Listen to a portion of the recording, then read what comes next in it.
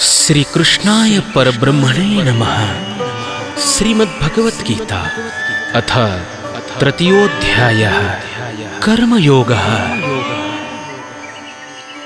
प्रस्तावना।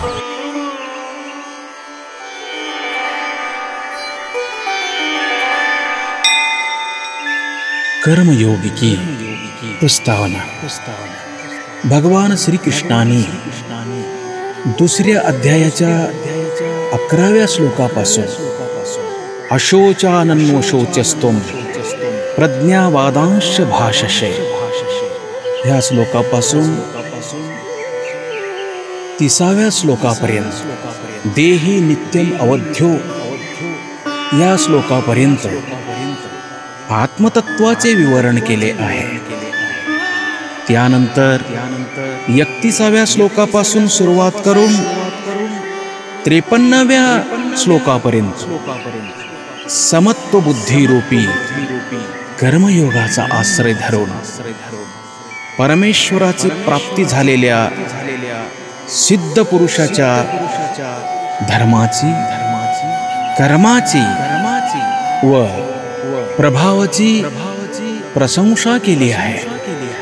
त्यानंतर 46 व 47व्या श्लोकात भगवान श्रीकृष्णाने अर्जुनास कर्मयोगाचे स्वरूप सांगून कर्म करण्यासाठी प्रेरित केले आहे। 49व्या श्लोकात समत्व बुद्धिरूप कर्मयोगाच्या अपेक्षानुसार सकाम कर्म निकृष्ट आहे ह्याचा निर्णय झाला। 50व्या श्लोकात कर्मयोगाची प्रशंसा करून अर्जुनास कर्तव्य कर्म करण्यास प्रेरित करतात। 51व्या श्लोकात समत्व बुद्धी युक्त ज्ञानी मनुष्याला लाभ होणाऱ्या परमपदाचे वर्णन केले आहे। ह्या प्रसंगांना ऐकून अर्जुनास संभ्रम झाला।